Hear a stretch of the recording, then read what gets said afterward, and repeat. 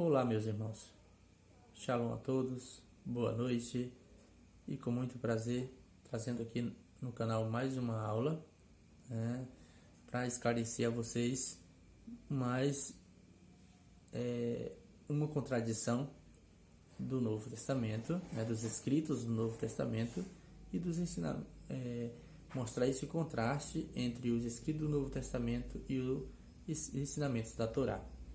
Sabemos que a Torá ela é a própria revelação divina, pois foi o próprio Deus que desceu no Monte Sinai e entregou a Moisés, que por sua vez ensinou todo o povo de Israel. E hoje, trazendo esse esclarecimento, trazendo mais um esclarecimento melhor sobre esses dois ensinamentos, tanto do Novo Testamento como os ensinamentos da Torá. E o assunto é sobre o sacrifício de Pêssah. Quero trazer para vocês esse ensinamento sobre o sacrifício de Pêssah. Pergunto: o sacrifício de Pêssah era para remissão de pecado? Vocês já leram na Torá, como está escrito no capítulo 12 do livro de Shemot, livro de Êxodo, capítulo 12, está escrito sobre a festividade de Pêssah, sobre o sacrifício de Pêssah. Então pergunto mais uma vez: esse sacrifício que era feito em Pêssah era para remissão de pecado? Ok, vamos trazer esclarecimento mais na frente sobre esse assunto. Mas primeiramente quero trazer um texto que está escrito no Novo Testamento. Acredito que você conhece muito bem esse texto, onde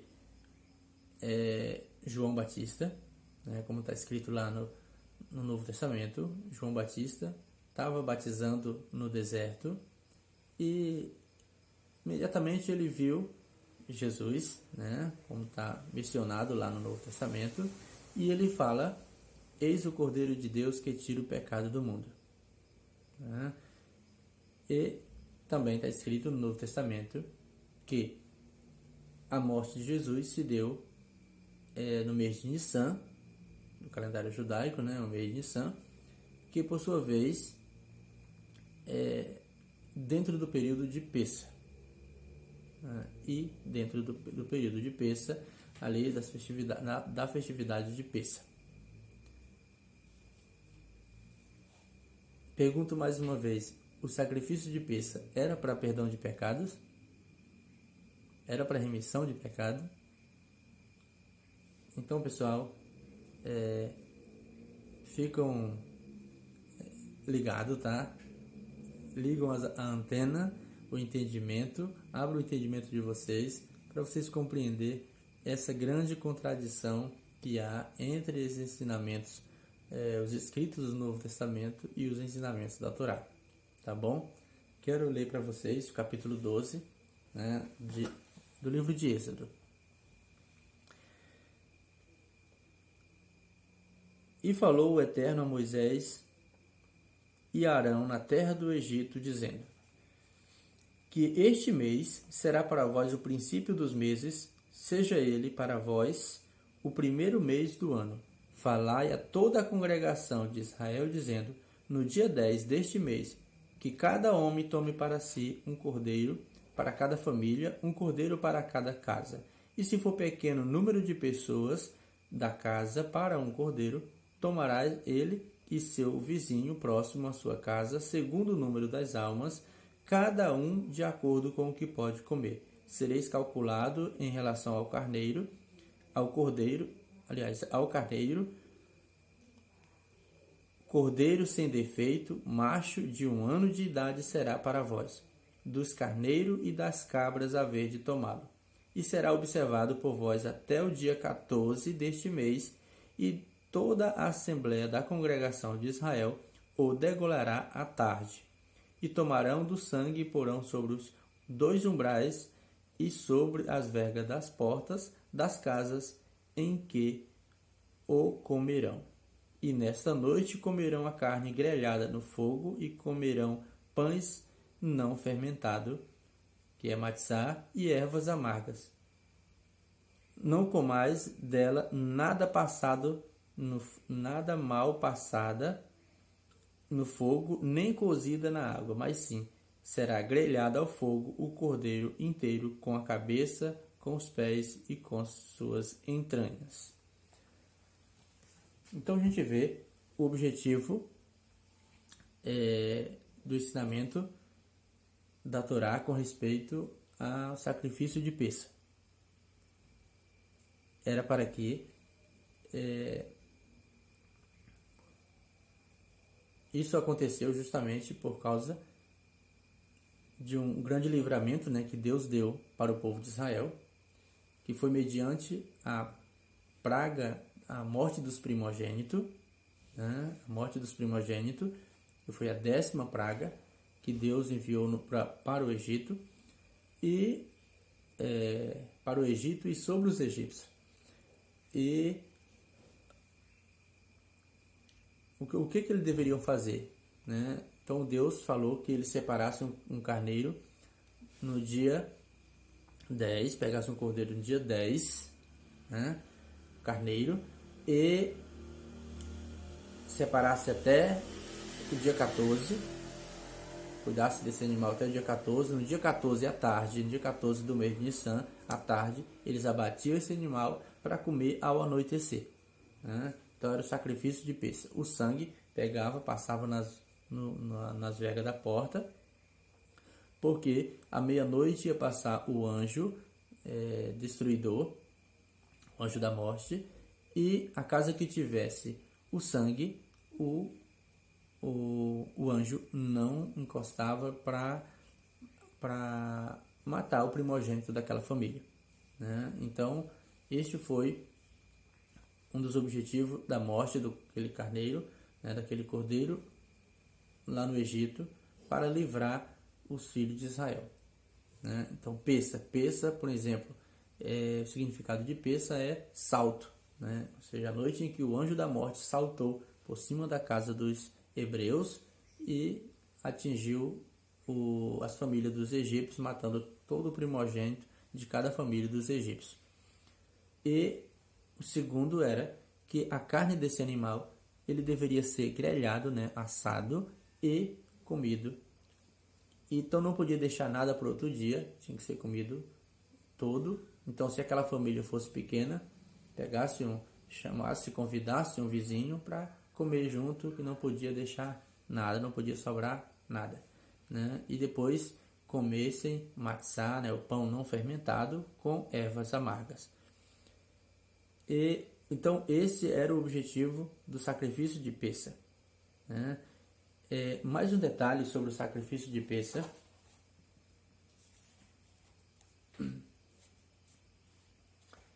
Quero trazer esse detalhe mais à frente, mas quero mostrar um outro detalhe, né? Só para a gente ver o contraste. Já de cara a gente vê que o sacrifício de Pêssah não era para a remissão de pecado, né? Não era para a remissão de pecado, mas para livrar os filhos de Israel do anjo da morte, né? E também o cordeiro, né, o carneiro lá no Egito era como os egípcios consideravam ele como um deus, e os hebreus comendo esse carneiro, né, eles estavam mostrando que o carneiro não era um deus, né, que Deus é o criador dos céus e da terra. Então os egípcios eles eram politeístas, então eles acreditavam em várias divindades, em vários deuses, né? Mas o povo de Israel sempre acreditaram num único Deus, num Deus indivisível. E então a gente já vê de cara que o sacrifício de Pêssah não era para remissão de pecado, entendeu? Só para esclarecer esse assunto. Continuando ainda no capítulo 12, gente, isso é muito importante, tá? Trazendo esse esclarecimento com muita clareza para que vocês possam ver com seus próprios olhos o grande contraste que há entre os escritos do Novo Testamento e os ensinamentos da Torá, tá bom? Então, no capítulo 12 ainda, no versículo 24 em diante, diz o seguinte, vou ler, tá? Presta atenção. E guardareis tudo isto por estatuto para vós e vossos filhos perpetuamente. E quando entrardes na terra, que vos dará o Eterno, como falou, guardareis este rito, e quando vossos filhos vos disserem, que rito é este para vós? E direis, é o sacrifício de peça para o Eterno, que saltou sobre a casa dos filhos de Israel no Egito, quando feriu os egípcios, mas livrou as nossas casas, e o povo se curvou e prostrou. Então está escrito, né? Está muito claro. No futuro, Moisés ensinando os filhos de Israel, no futuro, quando vocês entrarem na terra, né? Quando chegar essa data que vocês irem fazer este ritual, né? Esse sacrifício de peça, e os vossos filhos perguntarem, por que vocês fazem isso? Vocês responderão, porque nesta noite foi a noite em que Deus nos livrou do anjo da morte. Saltou por cima das nossas casas e livrou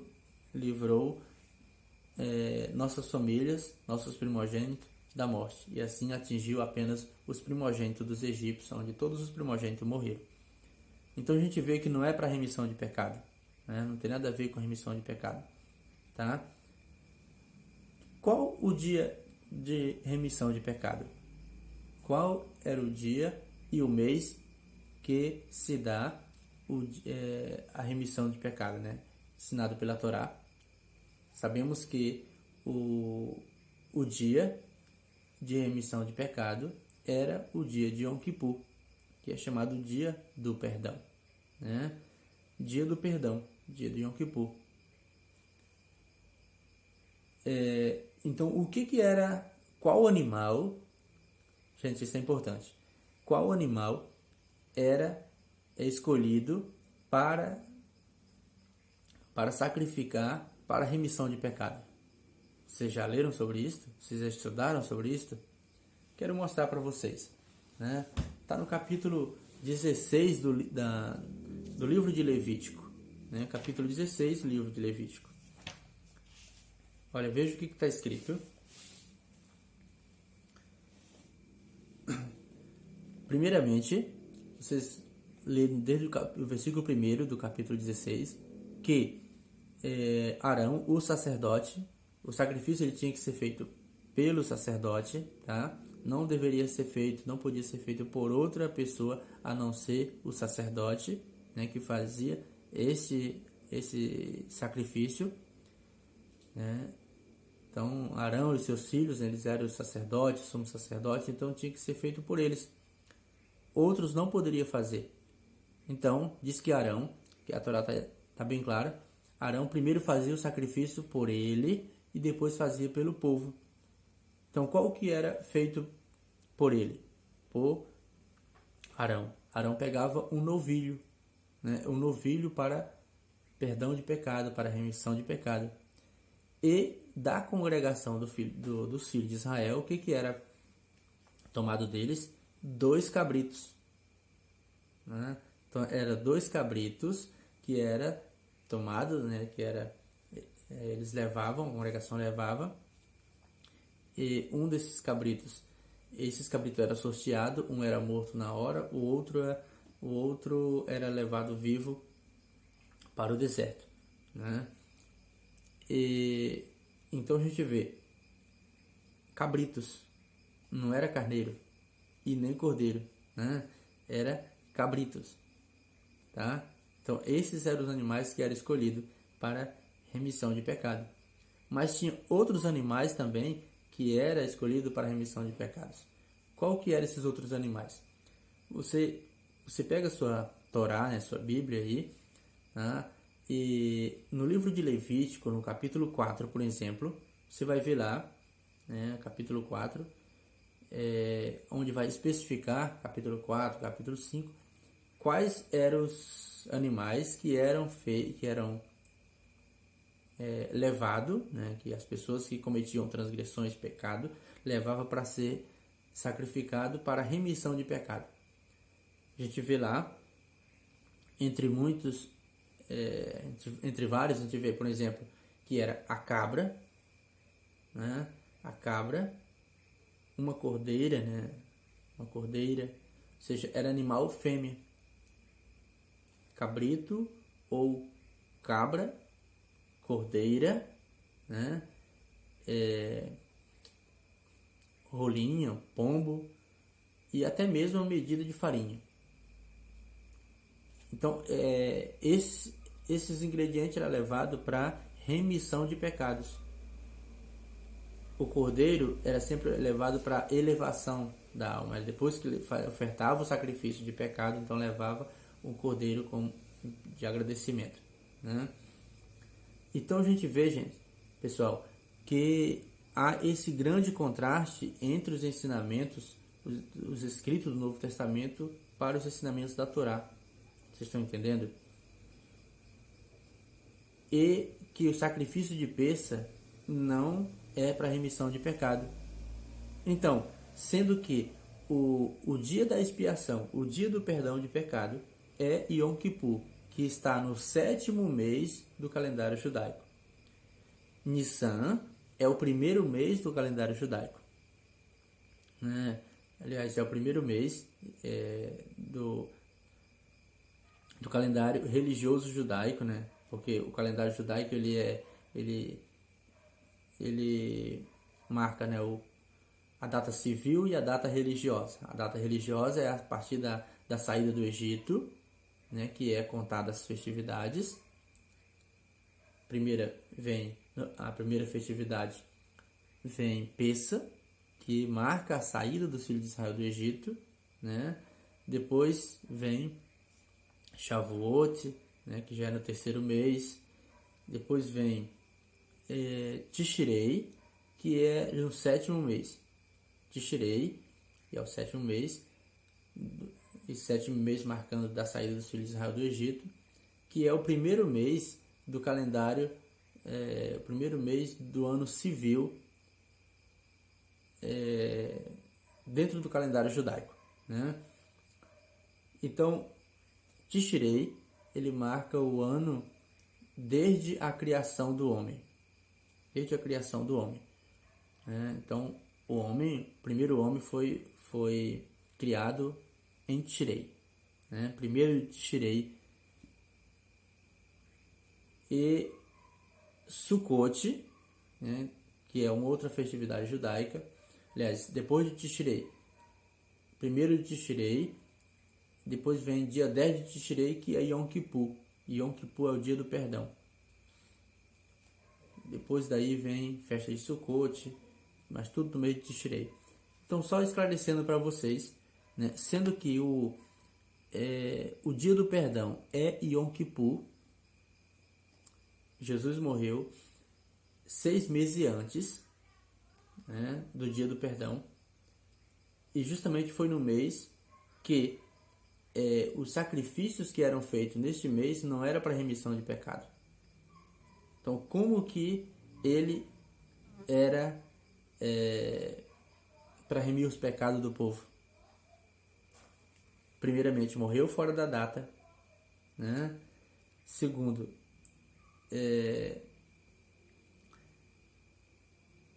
não era cordeiro que era oferecido para remissão de pecado, né? Não era cordeiro para remissão de pecado, era cabrito, cabra, cordeira, né? Novilho, nunca cordeiro, nunca cordeiro, né? E fora da data. E outro detalhe interessante, quem deveria fazer esse sacrifício? O sacerdote, né? Então, a gente vê lá quem fez, quem matou Jesus, né? Se ele foi ofertado, se ele foi sacrificado para perdão dos pecados, né? Que Deus o livre. Então, quem fez o sacrifício dele? Está escrito lá no Novo Testamento, que foi os romanos. Os romanos nem pertenciam ao povo de Israel, né? Os sacrifícios era feito aonde? No templo. Está escrito na Torá que não podia levar esse sacrifício para outro lugar. Esse sacrifício, se ele fosse ofertado em outro local, essa pessoa que fazia esse sacrifício, ele tinha cometido uma transgressão, ele cometia uma transgressão, um pecado grave, né? E por ele ter feito o sacrifício no lugar errado. E sabemos que Jesus não foi sacrificado nem dentro de Jerusalém, foi fora de Jerusalém. Então a gente vê esse grande contraste que não encaixa com os sacrifícios de animais. Não se encaixa, né? Outra coisa, os sacrifícios de animais não apontava para o futuro. Que ia vir alguém no futuro, né, que ia dar fim nesses sacrifícios. Porque o sacrifício não era uma profecia. Profecia que aponta para frente.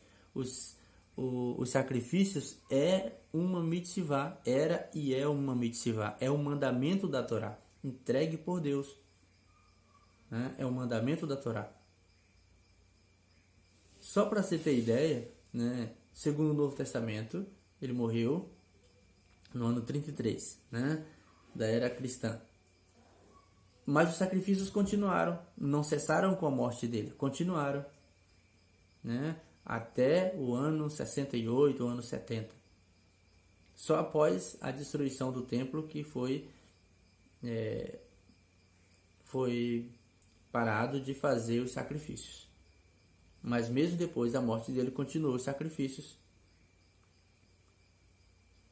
Porque, na verdade, o sacrifício, aliás, a morte de Jesus, não tem nada a ver com os sacrifícios de animais. Vocês estão entendendo? Não tem nada a ver uma coisa com outra. E ele não morreu para salvar a humanidade, pelos pecados da humanidade. Está escrito na Torá que cada um morre pelo seu próprio pecado, né? Cada um morre pelo seu próprio pecado.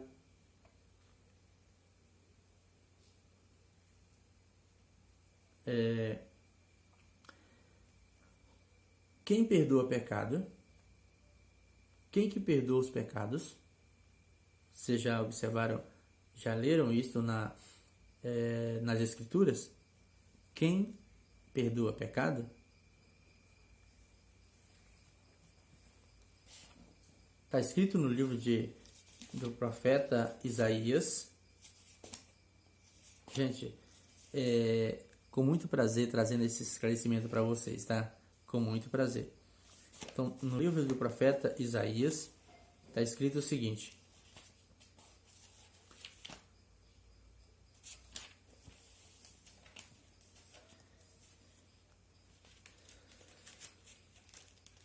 capítulo 43, versículo 25, 43, 25, está escrito: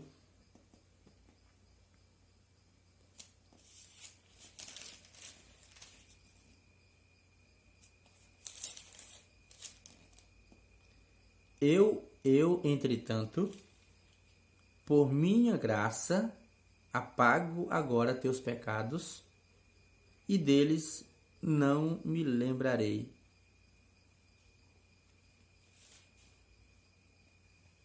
Quero ler o versículo 24 antes, que diz o seguinte: teus recursos não tens usado para me trazer cana aromática, nem com gordura de tua oferenda me tens satisfeito antes. Com teus pecados me sobrecarregaste, e com tua iniquidade me fadigaste. Entretanto, por minha graça, apago os teus pecados, e deles não me lembrarei. Capítulo 44, verso 21 e 22. O que está escrito? Lembra-te destas coisas, ó Jacó, porque tu és meu servo, ó Israel. Eu te formei para ser o meu servo, não me esqueças, ó Israel. Como se fora uma névoa, apaguei tuas transgressões, e como uma nuvem, teus pecados. Retorna a mim, pois já te remi.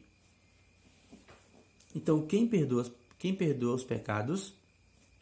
O próprio Deus. É Deus que perdoa os pecados. Mediante o quê? Mediante o nosso retorno, mediante a nossa techuvá, chamado de techuvá, que é retorno. Quando nós retornamos para o Criador, quando nós se arrependemos dos nossos erros, então voltamos para Deus e Deus perdoa nossos pecados.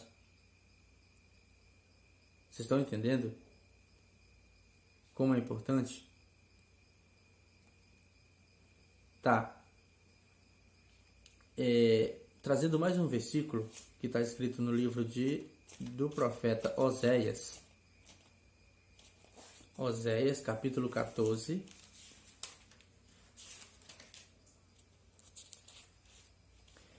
Capítulo 14 de Oséias.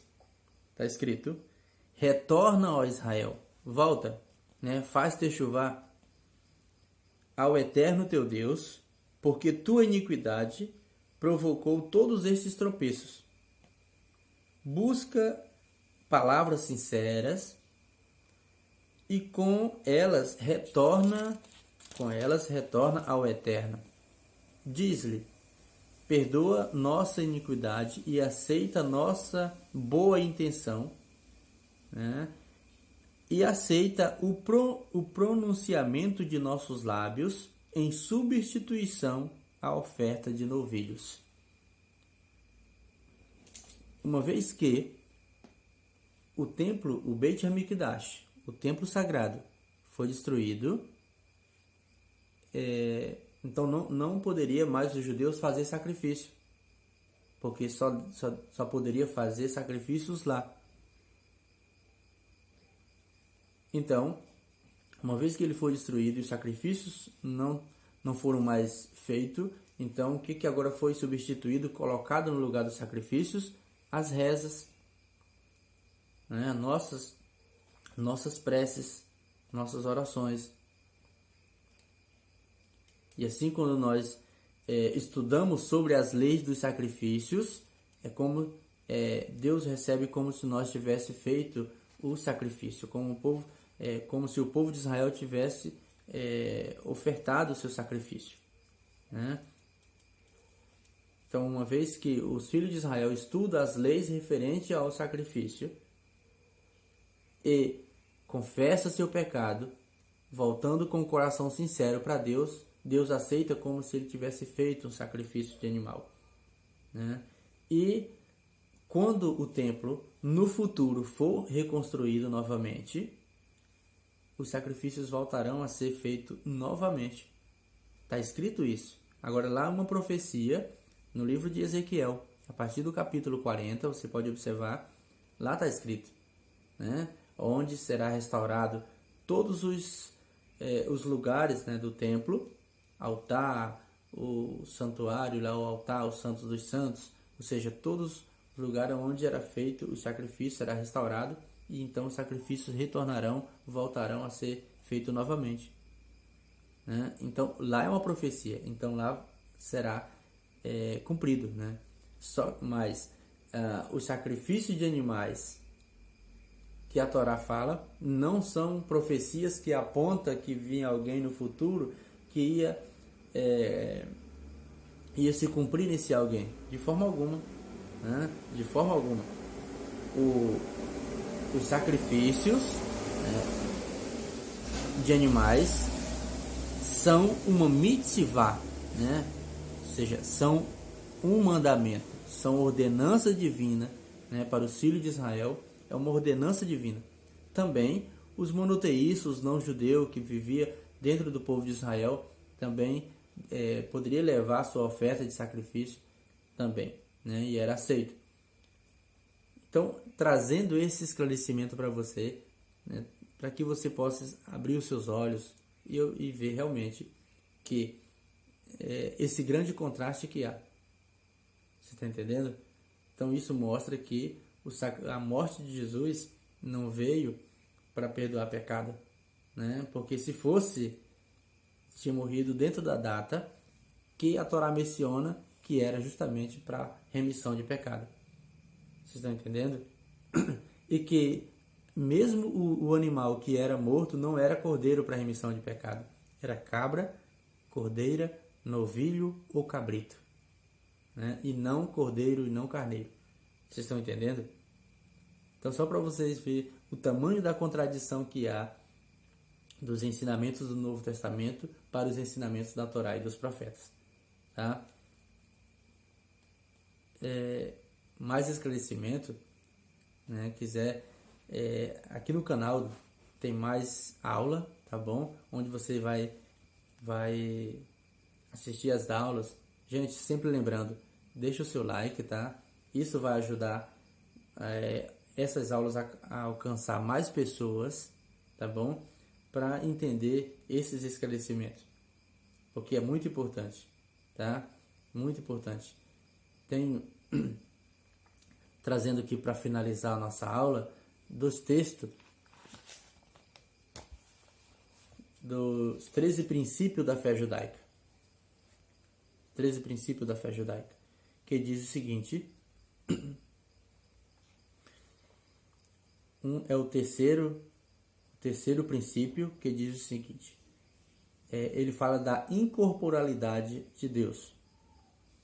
Tem até uma aula aqui no canal, né, vocês podem ver, onde eu estou explicando o assunto mais detalhado sobre essa questão. Mas eu vou ler aqui o terceiro princípio da fé judaica. Creio plenamente que o Criador é incorpóreo e que ele está isento de qualquer propriedade antropomórfica. Ou seja, que Deus, ele é incorpóreo. Nunca Deus se encarnou, né, se incorporou para poder mostrar para as pessoas como ele é.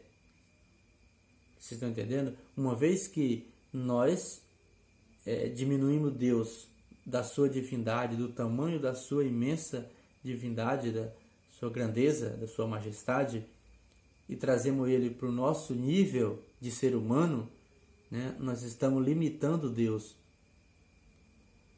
Nós estamos limitando Deus. E não se deve limitar Deus, porque ele é incorpóreo. Nada pode ser comparado à sua santidade, nada. Né? Um outro princípio da fé judaica que eu quero trazer aqui é o quinto princípio. Preste atenção. Creio plenamente que o Criador é único, que é apropriado orar ou rezar, e que é proibido dirigir prece a qualquer outra entidade. Então, no momento em que eu faço uma prece e me dirijo a uma outra entidade, né? Tipo, em nome de JC, ou seja, em nome de outro Deus, eu estou confessando a existência de mais um Deus. E isto é idolatria. Está escrito lá, no segundo preceito, no segundo mandamento dos 10, né? Está escrito lá, Deus proibindo a idolatria, né? Acreditar em outros deuses, porque ele é um e não existe outro Deus além dele. Então, no momento em que eu rezo, ou que eu oro, me dirigindo a uma outra entidade, em nome de outra entidade, no caso, o nome de Jesus, ou o nome de Maria, ou o nome de Pedro, ou o nome de quem for, com isto eu estou sendo idólatra, porque eu tenho que rezar diretamente a Deus. Diretamente, minha reza tem que ser diretamente a Deus. Deus escuta as rezas de toda a boca. Você está entendendo?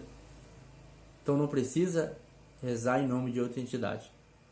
Então no momento que eu faço isso, eu estou confessando a existência de mais um Deus. E isso se caracteriza em idolatria. Tá? Então, fuja da idolatria. acredita no único Deus, no Deus Criador dos céus e da terra, que não há outro Deus, o Deus que nunca encarnou, né, que nunca se incorporou, sempre foi o Criador, sempre continuará sendo o Criador dos céus e da terra. Né? Tem, na aula aqui no canal, você vai ver lá, né, onde quando nós professamos o nome de outro Deus, né, comparando que esse Deus é o Deus Salvador, o Deus Criador do céu e da terra, isto nós estamos blasfemando contra Deus. Estamos blasfemando contra Deus. É a blasfêmia. E blasfêmia é um grande pecado, é uma grande transgressão, né? Porque só existe um único Deus. Então vamos fugir de todo tipo de idolatria, né? De toda a idolatria, e vamos acreditar num único Deus, no Deus indivisível, no Deus incorpóreo, no Deus Criador dos céus e da terra, no Deus de Abraão, Isaque e Jacó. Né? Que ele nunca se humanizou, né? Deus nunca se humanizou, Deus nunca foi menino, nunca foi criança, entendeu? Então, pessoal, foi um grande prazer estar com vocês, tá? Um grande prazer. Que o Eterno abençoe a cada um de vocês, tá bom? Que abra os olhos de vocês, para que vocês venham entender com clareza esses ensinamentos e saber fazer a diferença, né, entre os ensinamentos sagrados, que é os ensinamentos da Torá, dos profetas, para outros ensinamentos que foram criados posteriormente e por pessoas, por homens pagãos, idólatras, né, querendo modificando todos os ensinamentos sagrados, né, os ensinamentos da Torá e dos profetas, tá bom? Então, não esqueça de deixar seu like, tá? Se inscreva no canal e não esqueça de deixar o seu like. Isso é muito importante para nós, para que essa aula alcance mais pessoas. Eterno abençoe a todos. Shalom. Boa noite.